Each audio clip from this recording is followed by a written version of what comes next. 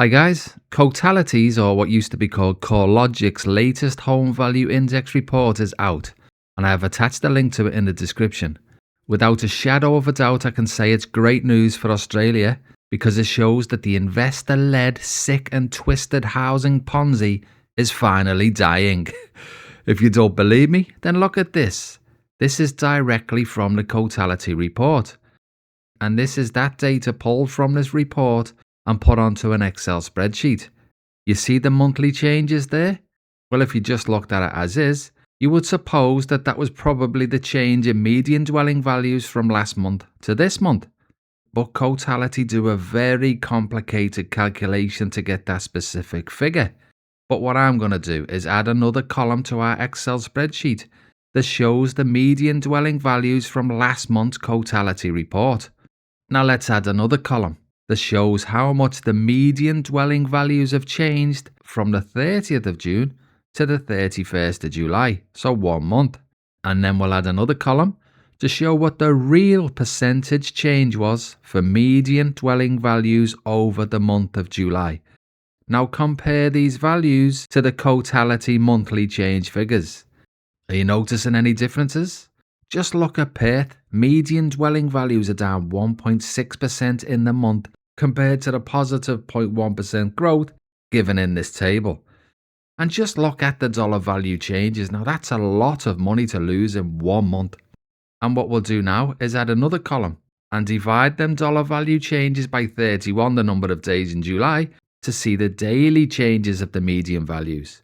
So a median dwelling in Sydney lost $677.13 each day last month. A median dwelling in Melbourne lost $359.10 each day last month. A median dwelling in Brisbane lost $458.45 each day last month. A median dwelling in Adelaide lost $30.94 each day last month. A median dwelling in Perth that's supposedly gone up in value 0.1% lost $540.45 each day last month. Then we have a median dwelling in Hobart which gained $135.19 each day last month, and a median dwelling in Darwin which gained $128.65 each day last month. And then we've got a median dwelling in Canberra which lost $68.26 each day last month. And generally the smaller markets follow the bigger markets.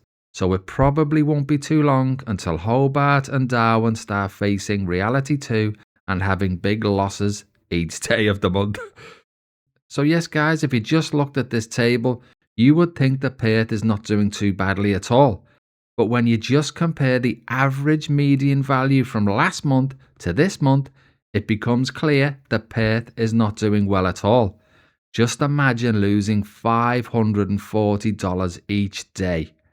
And for the many first home buyers who are conned into taking up Albo's 5% deposit guarantee scheme, what you are seeing is your deposit being massively eaten away every single day.